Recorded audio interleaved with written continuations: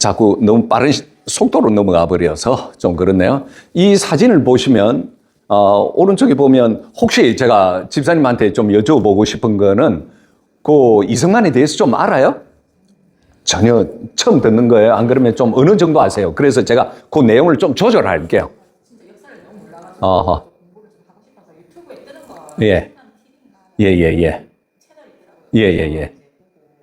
말할 수 있는 정도는 아니고 생각을 대략 이쪽이나 이쪽이나 좀 아는데 말로 정리해서 뭔가 설명을 하면 부족하니까 여기서 조금 바로 배워서 저도 이제 교회에서 중등부나 다른 아이들 뭔가를 설명해 주시는 게 있으니까 반갑습니다. 아이고, 그 마음만으로도 충분합니다. 그래서 맨 오른쪽 사진 보면요. 이승만 대통령이 24살 때 한성 감옥에서 체포되어 가지고요. 거기에서 성령 세례를 받고 그가 이 나라를 세워야 되겠다는 꿈을 꾸게 됩니다. 그리고 그 준비 과정에 있어서 이제 1910년도에 프리스턴 대학에서 박사 학위를 받게 된 장면이고요. 그가 가졌던 그 소명을 그냥 꿈만 꾼 것이 아니라 이렇게 실천을 했습니다. 1948년도에 대한민국 건국에 대한 선포식을 하게 되었죠. 밑에 보면 이승만 대통령이 그 시대별로 이렇게 쭉 책을 저술했습니다. 한성 감옥에서 여러 책을 저술했는데요. 대표적인 것이 독립정신입니다. 예, 이 책입니다. 독립정신이고요. 그 다음에 프리스턴 대학 박사 논문으로서 미국의 영향을 받은 중립입니다. 그리고 그가 잠시 한국에 들어와서 1년 5개월 동안 YMCA에서 사역을 하게 돼요. 사역할 때 그때 105인의 사건, 일본이 이제 테라우치 총독이 나를 죽이려고 하고 있다. 거기에 대해서 기독교인들이 나를 죽이려고 했다. 이러면서 기독교 탄압이 시작이 돼요. 그것이 105인의 사건이에요. 그걸로 인해서 1순위가 누구냐면 바로 이승만이에요. 체포 명령이 떨어지면서 그때 YMCA는 치외법권 지역이에요. 그러니까 미국 선교사님들이 관리하고 있었고 이승만 대통령은 당시 총무였습니다. 그렇기 때문에 안 되겠다 이렇게 해가지고 선교사님들이 이승만을 보호하면서 너희들 이승만이가 미국에서 얼마나 유명한 한국 청년인 줄 아니 하면서 너희들 체포해서는 안 돼. 그렇게 해가지고 일본에 의해서 추방을 당합니다. 그렇게 해서 33년 동안 이제 미국에서 독립운동을 하게 됩니다. 그렇게 해서 미국에 가자마자 그가 1913년도에 하와이에서 2달 동안 두문불출하면서 그가 한국에서 겪었던 일본의 그 핍박의 역사인 105인의 사건에 대해서 한국교회 핍박의 역사를 썼습니다. 이거는 대한민국 목사들이 반드시, 기독교인들이 반드시 읽어야 할 책이에요. 그리고 또 하나는 뭐냐면 이승만 대통령이 1941년도에 일본이 미국을 침략할 것이다. 그 시점이 바로 대한민국이 독립할 수 있는 기회가 될 것이다 라고 예언을 하게 됩니다. 이 책이 영어로는 자펜 인사이드 아웃이라는 책이 되겠습니다. 자펜 인사이드 아웃, 한국말로는 일본 내막기라고 합니다. 이 책이 발간이 되었을 때 전부 다 너 미친 광이야, 너 전쟁광이야 라고 하면서 이승만을 굉장히 비난을 많이 했습니다. 그러나 이 책을 출판한 지 5개월도 채 안 돼서 1941년도 12월 9일 날 하와이 일본이 공습을 하면서 2천여 명이나 미국 군인들이 죽음으로 해서 와, 이승만은 정말 세계에서 탁월한 정치가의 선을 뛰어넘는 영가의 수준의 정치가다라고 말할 정도로 이 책이 베스트셀러가 되었습니다. 그렇게 해서 이승만 대통령이 처음으로 돈을 벌어가지고요. 프란체스카 여사에게 양장을 하나 선물을 해줘요. 옷을. 그리고 또 미국에서 독립운동을 하는데 필요한 집을 한 채 사게 돼요. 이 돈으로. 그래서 이 책들이 너무나 귀합니다. 그러면 이 책을 가지고 한번 말씀드리자면 독립정신은 어떤 내용을 담고 있느냐. 우리가 한 국가를 형성하는 데 있어서 뭐가 필요하죠? 집사님 혹시 한 국가를 구성하는 요소가 옳지. 사람 맞아. 또 주권 그렇죠. 3가지죠. 그죠? 여기서 이야기하고 있는 것이 2가지예요. 뭐냐면 나라를 잘 되게 하려면 이 사람이 잘 돼야 된다는 거예요. 국가 구성원이 잘 돼야 된다는 거예요. 그러면 국가 구성원이 잘 되고 깨어나려고 하면 어떻게 되냐? 한국 교회 핍박에서 교회를 통해서 사람들이 교화가 일어나야 된다는 거예요. 그들의 정신이 바뀌고 신앙심을 갖게 되면서 하나님 은혜에 감사하면서 예수님처럼 살려고 하는 그러한 삶을 살 때 이 나라가 바로 세워지고 좋은 나라가 될 수 있다는 것이에요. 그러면서 주권에 대해서도 강조를 하고요. 예. 그러면 우리가 이제 8주 동안 할 공부는 바로 여기에 있습니다.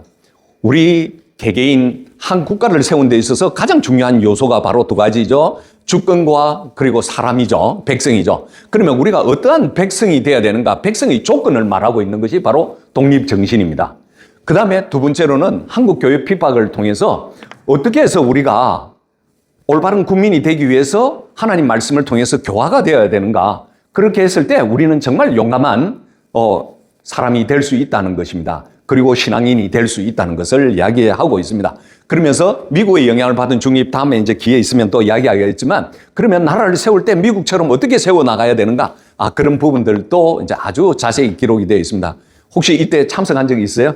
2024년도에 포동교회 작년에도 했는데, 여기 부산에 좌파 교인이 있어가지고 이걸 좀 방해하는 식으로 되어가지고 그때는 이제 저희들이 금철 예배 때 한 분을 초대해가지고 잠시 한 적은 있습니다. 자, 그러면 청년들의 미래를 여는 독립정신은 저희들이 포동교에서 13기도 있고요. 14기도 하고 이번에 15기 하게 되는 것입니다. 여기 보면 애들 기억이 나죠? 이 아이들이 배운 것을 토의하고 자기 소감을 이야기하고 발표하는 시간이 되겠습니다. 우리가 독립정신의 출발은 제일 중요한 것은 앞서 제가 말씀드렸죠. 어떤 국민이 되어야 되는가? 이 국민이 어떤 나라를 만들어야 되는가? 결론적으로 좋은 나라는 좋은 국민이 만든다는 결론이 이것이라는 거죠. 그러면 한편으로는 저는 보면서 기독교인들은 바로 이렇게 좋은 국민이 되기 위해서 기독교인도 한 나라의 국민이지 않습니까? 그러려면 기독교인도 제대로 어떤 기독교인이 되어야 되는가, 어떤 국민이 되어야 되는가, 그런 것을 배워야 된다고 저는 생각하고 있습니다. 독립정신에서 이승만 대통령이 굉장히 강조하는 부분이 있습니다. 어떤 부분이냐면요. 이승만 대통령은 항상 강조하는 부분이 우리가 올바른 하나님 은혜로 교화된 크리스찬들이 많아가지고 올바른 국민들이 많아지면 그 사람들은 그러면 무엇을 위해서 살아야 되는가? 우리에게 이웃이 있습니다. 이웃은 옆에 있는 내 가족, 내 친구, 이 작은 테두리, 성도, 작은 테두리의 이웃이 있습니다. 그러나 또 하나는 굉장히 큰 이웃이 있습니다. 그 이웃이 뭔지 아세요? 지역. 또 더 큰 이웃이 뭐죠? 국가가 되는 거예요. 이승만은 그 이웃에 대해서 굉장히 확장적으로 생각하고 있습니다. 그것이 바로 나라라는 거죠. 그러면 우리가 올바른 크리스찬이 되고 우리가 올바른 국민이 되었을 때 우리가 해야 할 일은 뭐냐? 바로 이웃을 세우고 이웃을 위해서 나서고 이웃을 위해서 내 몸을 바치는 거예요. 그러면 이 슬라이드에서 제가 질문 드리고 싶은 건 만약 오늘 대한민국에서 다시 위기에 빠질 때 우리는 어떻게 할 건가? 이 질문이 굉장히 중요합니다. 우리의 이웃이 우리가 교회 다니는 것을 그냥 개인의 구원을 위해서만 왔다고 한다면 그것은 우리가 이렇게 질문할 필요가 없어요. 왜? 주위에 어떤 위기가 빠져도 우리에게는 전혀 상관이 없는 일이기 때문에. 그러나 깨어있는 크리스찬이라고 한다고 하면 우리는 이 나라가 위기에 빠졌을 때 어때요? 나서야 된다는 것이죠. 나를 지켜낼 것인가? 안 그러면 나를 지켜낼 사람, 제가 잘못은 나라를 지켜낼 사람인가? 안 그러면 도망갈 사람인가? 그랬는데 이 멋진 청년이지만 아무것도 안 하고 자기 혼자서 도망갈 수도 있다는 것입니다. 이렇게 바른 기독교 세계관이 없으면 안 된다는 것입니다.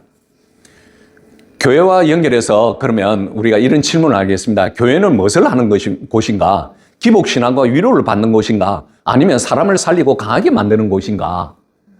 집사님은 어떻게 생각하세요? 강하게 만들죠. 그렇게 하려면 어떻게 해야 되겠죠? 우리가 하나님으로부터의 우리가 구원을 받아야 되는 것, 그게 전제 조건이 돼야 됩니다. 그 다음에 다른 사람을 살리기 위해서 우리 자신이 믿음 안에서 굉장히 강해져야 돼요. 이승만 대통령은 신학월보에서 이렇게 쓴 논문이 있습니다. 제가 나중에 슬라이드 보여드리겠지만 대한의 새 물줄기가 교회다라고 한 것이 있습니다. 그러면 그 내용에 대해서 나중에 좀 말씀드리겠고요. 일단 답은 말하고 넘어가도록 하겠습니다. 그 해답을요. 우리는 사실 교회 다니는 것은 하나님의 구원을 받고 난 뒤에 예수님처럼 우리도 십자가에 못 박혀 죽을 수 있도록 우리가 다른 사람 대신에 일을 해야 된다는 것이죠. 이것이 진짜 신앙이라는 것입니다. 자, 여기 한번 읽어보도록 하겠습니다. 대한 사람의 새 물줄기는 예수 교회라. 정치는 항상 교회의 본인으로서 단련하는 거로 교회에서 감화한 사람이 많이 생길수록 정치의 근본이 스스로 바로 잡히나니 이것을 생각하지 않고 정치만 고치고자 하면 정치를 바로 잡을 만한 사람도 없으려니와 설령 우연히 바로 잡는다 할지라도 썩은 백성 위에 맑은 정부가 어찌 일을 할 수 있으리요. 반드시 백성을 감화시켜 새 사람이 되게 한 후에야 정부가 스스로 맑아질지니 이 어찌 교회가 정부의 권한이 아닌가. 예. 이 글은 당시에 28살 때 청년입니다. 1903년 9월 달에 존스 목사님이 쓴 신학 올보가 있습니다. 거기에 기고한 내용이에요. 두 가지 편백됨에 대해서요. 지금도 우리 기독교인들에게 문제를 던지고요. 우리는 어떻게 교회를 다녀야 되고 우리가 어떤 신앙생활을 해야 되는지에 대해서 굉장히 바른 지침서와 같은 거예요. 저는 이 부분에 대해서 목사님들이 꼭 배워야 되고 성도들이 꼭 배워야 돼요. 잘못된 세계관을 가졌던 분들이 항상 교회는 정치하는 곳이 아니야라고 말을 해요. 이승만은 여기에서 두 가지를 이야기해요. 두 가지 편벽된다는 말은 무슨 말이죠? 한쪽으로 너무 치우쳤다는 거예요. 오른쪽으로 치우친 사람도 있고 왼쪽으로 치우친 사람도 있다는 거예요. 그러면 그 가운데에서 우리가 도대체 그러면 어떤 길을 가고 선택을 해야 되는가에 대해서 이야기한 거거든요. 첫 번째 편벽된 거는 무엇인가? 바로 교회에 오면 구원을 받고 기복적인 신앙, 나 가정 내가 건강하면 된다. 예수 믿고 우리 가정에 평화만 있으면 된다. 이것이 첫 번째 잘못된 편벽된 것이 생각이라는 거죠. 두 번째 편벽된 것은 어떤 사람들은 교회에 와서 사람들을 통해서 나라의 개혁을 하고 사회를 개혁하고 싶어하는 사람이 있다는 거죠. 이런 사람은 올바른 신앙을 갖지 않았기 때문에 또 잘못되었다는 것이에요. 그러면 이 두 가지를 합치면 뭐가 되는 거죠? 우리가 하나님의 잘 믿고 성령으로 감화를 받은 사람이 이제 정치를 나가서 나라를 바로 세울 수 있다는 것을 합쳐놓은 거예요. 그래서 대한의 사람의 새 물주기는 예수 교회라고 한 거예요. 교회에서 감화한 사람이 많이 생기면 생길수록 어떻게 되겠어요? 정치가 바로 설 수가 있다는 거예요. 그런데 여기서 또 묻습니다. 이것을 생각하지 않고 정치만 고치고자 하면 정치를 바로 잡을 만한 사람도 없다라고 이야기를 하고 있죠. 그러면 설령 정치가 바로 잡아 있는데 썩은 백성이 많아가지고 그러면 정치는 바로 되겠느냐고 묻는 거예요. 어떻게 생각하세요? 맞습니다. 그러니까 그러면서 이승만 대통령은 반드시라고 해놨습니다. 백성을 감화시켜서 새 사람이 되게 한 후에 이 새 사람이 될 수 있는 것은 세상에 몇 가지의 종교가 있지만 거기에 가장 적합한 종교가 어디입니까? 기독교예요. 예, 왜? 예수님이 바로 그 본을 보였기 때문에요. 그래서 새 사람이 되게 한 후에야 이제 이렇게 해야 된다는 겁니다. 새 사람이 되게 한 후에야 정부가 스스로 맑아질 수 있다고 이야기를 하고 있습니다. 그래서 교회가 정부의 권한이라고 이야기를 하고 있습니다. 혹시 이까지 질문 있으시면 질문하셔도 돼요. 제가 독립정신 그 챕터별로 다 나갈 수는 없을 것 같아요. 오늘 이것만 하도 집사님이 이승만에 대해서 이해하는 데에서 굉장히 큰 도움이 되지 않겠나 하는 생각이 들거든요. 어떻게 이 말에 대해서 동의하세요? 동의하죠. 그러면 우리가 이제 앞으로 많은 크리스찬들을 불러 모아서 이승만에 대한 신앙과 그 사상을 배워야 돼요. 사람들은 이승만에 대해서 뭐라고 지칭한 줄 아세요? 고집쟁이라고 했어요. 그런데 제가 공부하면 공부할수록 이승만 대통령은 앞서 자펜 인사이드 아웃 책을 제가 말씀드렸잖아요. 어떤 면에서 보면 이승만 대통령은 영가적인 기질이 있어요. 우리보다 5수, 10수를 앞을 내다보면서 많은 일들을 결정을 해요. 그것은 바로 그가 세상의 학문과 하나님 말씀을 서로 관통을 했기 때문에 그 또한 감옥에서 성령 세례를 받았기 때문에 그러한 능력이 있어요. 그러면 학생이 선생한테 때를 쓰는 그런 말을 할 때 선생이 들어줄 수 있겠어요? 못 들어줘요. 그래서 많은 사람들이 이승만을 고집쟁이라고 하는 거예요. 그 말은 잘못된 거예요. 그러면 그 말은 다시 환원을 하면 뭐라고 할까요? 우리가 한미동맹을 이루는 그 과정들을 보면 이승만은 아무 말도 안 들었습니다. 미국과 싸우면서 한미동맹을 이루었습니다. 그것은 이승만 대통령이 100년 후에 대한민국은 이런 나라가 되어야 된다는 것을 다 생각하고 있었습니다. 지금 대한민국이 70년 지나면서 미국과 같은 나라가 되었다는 것이죠. 이승만은 한미동맹을 하기 위해서 바로 우리 후대에게 이걸 물려주기 위해서라는 것입니다. 그러면 남의 이야기를 들어서 될 일이 아니라는 것을 말씀드리는 겁니다. 그러면 결론적으로 교회가 바로 서야 된다는 것입니다. 지금 당시에 이때만 하더라도 교회는 성도들이 1904년도 남북한을 합쳐가지고 기독교인들이 10,000명도 채 안 되는 시점이에요. 그런데 벌써 이런 이야기를 하고 있는 겁니다. 이렇게 한 사람의 인생이 한 나라의 역사로 이어지게 되었다는 것을 우리가 꼭 명심을 해야 됩니다. 한성가문에서 고난을 통해서 또 준비를 통해서 나라를 세웠습니다. 이 장면은 이승만 대통령이 이제 프리스턴 대학 졸업하고 난 뒤에 1919년도가 무슨 날이죠? 3.1 운동한 해죠, 그죠? 그때 미국에서 1919 필라델피아 운동을 하고 있는 장면입니다. 오늘 그냥 부담 없이 이 슬라이드를 한번 좀 보세요.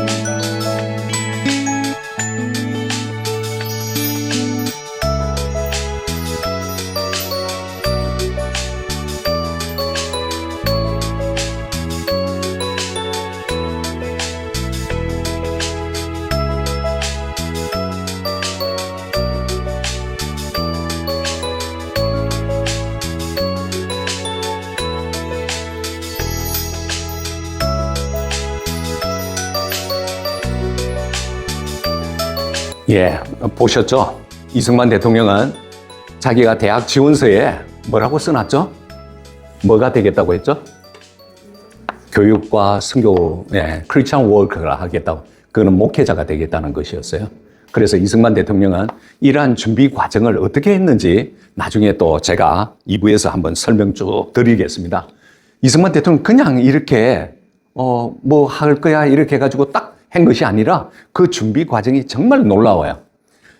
이렇게 해가지고 이승만 대통령은 미국에서 하나님의 나라를 세우기 위해서 기독교 입국론을 세우기 위해서 학문적인 준비를 엄청나게 많이 했습니다. 그러고 난 뒤에 1945년도에 히로시마와 나가사키에 원자폭탄이 하나씩 떨어지면서 일본이 항복하게 되었죠. 그러면서 들어오려고 했는데 미 국무부에서 이승만을 못 들어오게 했습니다. 그래서 10월 16일 날 들어오게 되었습니다. 당시에 들어왔을 때 하지 중장이 미 군정식입니다. 대한민국 1945년에서 48년은 무슨 시기라고 하죠? 이걸 알아야 돼요. 우리는 이 개념이 하나도 없어요, 보면. 저도 없었어요. 미 군정시대예요. 미 군정시대라고 하면 우리가 독립국가예요? 아니에요.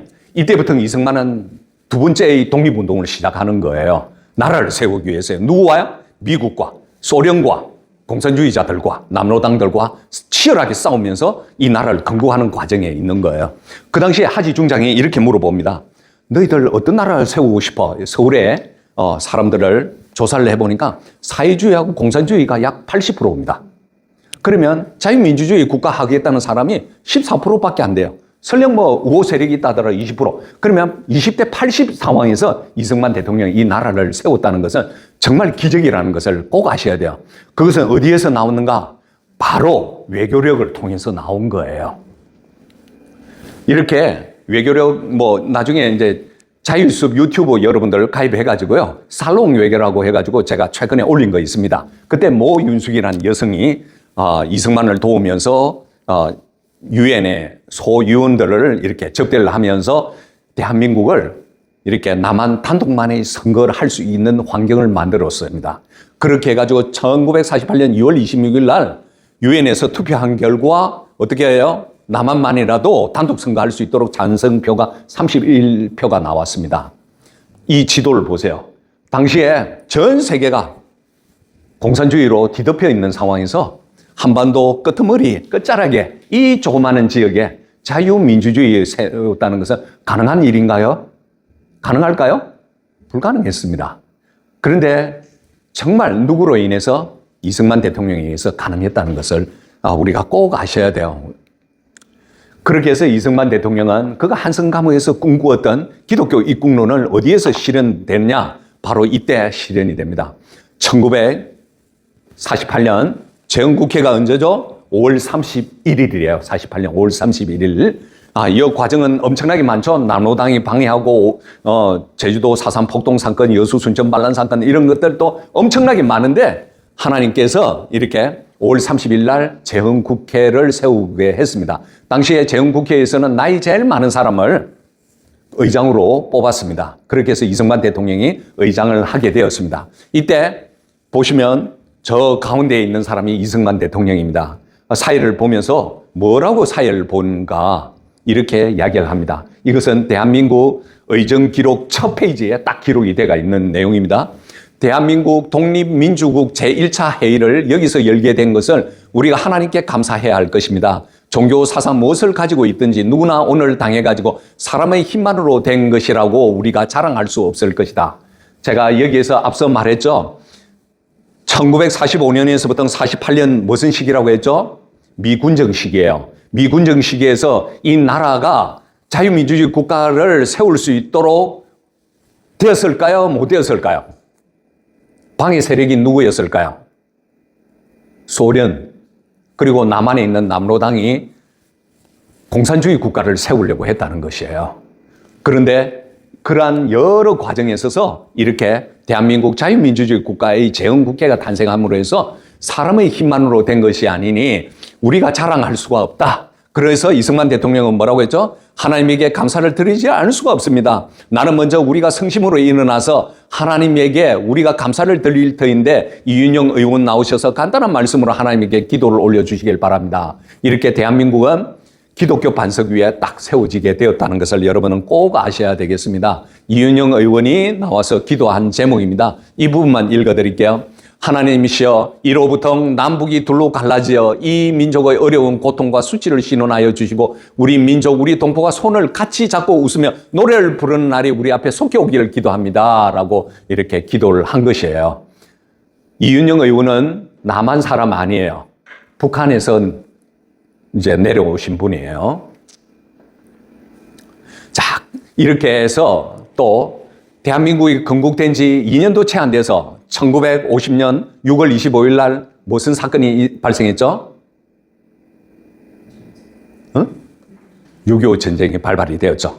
그때 대한민국은 아무런 무기도 없었어요. 총알 며칠 쓸 수 있는 실탄이 있는 줄 알아요? 총알은 이틀 3일밖에 쓸 수 없는 총탄만 가지고 있었어요. 비행기 없어요. 함정도 없어요.